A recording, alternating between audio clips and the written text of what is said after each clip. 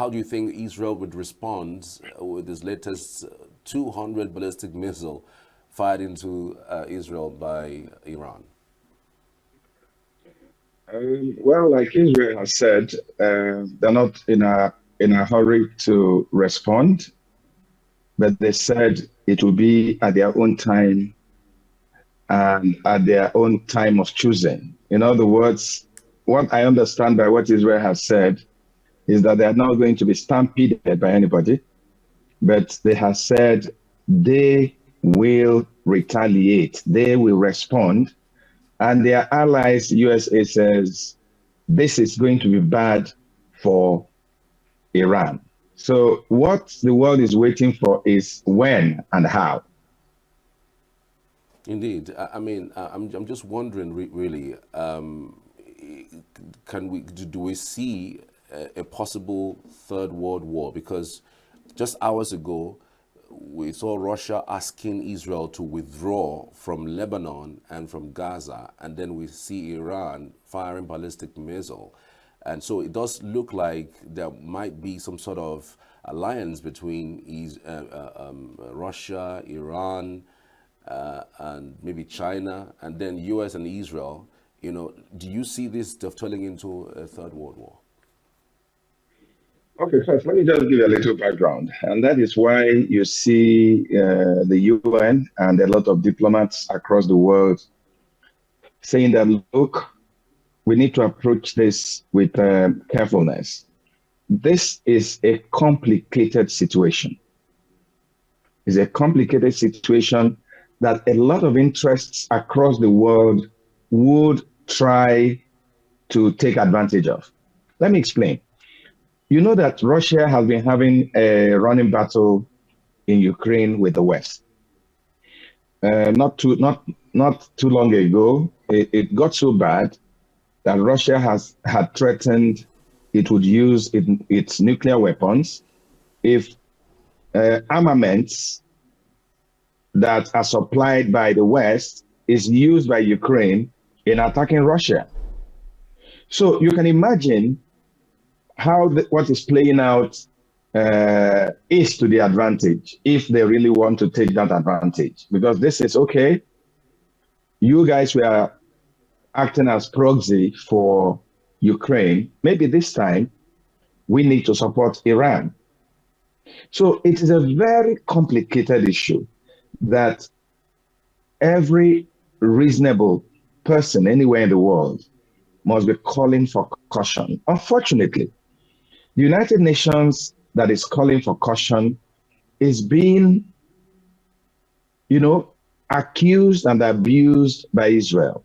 If you saw the reaction of Israel when the UN Secretary General Guterres called for a cessation of hostilities and all that, they were really, really mad. Do I see a third world war? Maybe not like tomorrow. But if what is going on is not stopped, if what is going on is not controlled, if what is going on is not brought to a round table to see how it can be resolved, a third world war may not be very far away. But I don't see it happening tomorrow. I don't see it happening the day after. But if the right things are done, if America can play its role of being an arbiter in this crisis and not completely take sides with one party. If Russia would also look at it and not look at the advantages they are going to take from it, if China, if the permanent members of the United Nations would look at this as a challenge for the world, maybe we'll get out of it without a third world war. Okay, I'm just wondering what you make of what African leaders will be thinking at this moment. Nigeria, South Africa, Egypt, as it stands, how should Africa be reacting to what's going on? Well, Africa is divided. Of course, you know that South Africa, from the beginning of this crisis, has taken a position. For South Africa, they think that Israel is not doing the right thing. South Africa thinks that what is happening in Gaza is genocide. And they not only said it at the United Nations, they went to court to prove their case, and a number of countries joined them. The African group is divided. Some are not, of course, some are not coming out to condemn any of the parties. They are just in between the lines. But what is happening, if it escalates, will not only affect the rest of the world, it will also affect Africa. And the extent and the kind of damage and the kind of repercussions is better imagined than seen. So I think that Africa should join other forces around the world and do what they can to pull their influence to get countries like the United States, countries like France, countries like the United Kingdom, to hold Israel down and see. If you remember what happened, this is not actually the first time this year that Iranians had shot missiles or rockets into Israel. If you remember, not too long ago, there was a killing. And I remember in that instance, when Iran fired into Israel, the United States and friendly countries of Israel held them down and said, please don't escalate this. And that's what I was thinking would happen. But you see the kind of belligerence that we are seeing America leading at this point. I am afraid whether Israel can be convinced to, calm down, as we say in Nigeria. But if that doesn't happen, honestly, with wars, you know how it starts, and when it starts, you don't know how and when it will end. This is really a very, very complicated situation. It's unfortunate that this is happening at the time where we're having the 79th United Nations General Assembly in the United States. And one would wonder whether that particular meeting leaves, its, points in the lives of countries. One would have thought that that opportunity where leaders are gathered would find some sort of lasting solution to what's going on.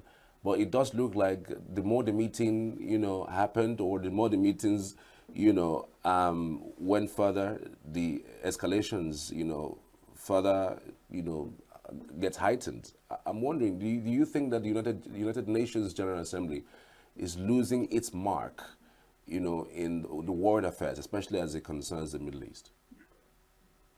Yeah, we had a conversation a couple of days ago, just as the UNGA, the United Nations General Assembly, was rounding off. And we're talking about the decline in relevance and power of the United Nations. And I did make a point that part of what is going on in the world and why a lot of problems around the world, the conflicts are intractable, is because of the interests of members of the United Nations Security Council. In the Security Council, there's a division between those that stay with the United States and those that are with Russia. China and Russia, most of the times, are voting and working together. France, United Kingdom, and the USA are most times working together. So let's take this as an example. If the 5 members of the United Nations said there must be a ceasefire, of course there will be a ceasefire. But in this case, Russia condemns Israel. America says, why should you do that? The United States will condemn the other party. And then their interests are playing out. And this has been the problem of the world since 1945. They don't seem to agree because of their personal interests. Of course, you know that the United States is a strong ally of Israel. There's nothing you can do to take United States away from Israel. And you know that whoever the United States is supporting becomes an enemy of Russia. So that has also contributed to the declining relevance of the United Nations. You know, it's Georgia talk every day in New York, but do they have the powers, to make sure that the decisions they take will work? They don't have such powers. As long as we have these 5 nations fighting among themselves, battling over their own interests, the United Nations will never function effectively. Who is the United Nations?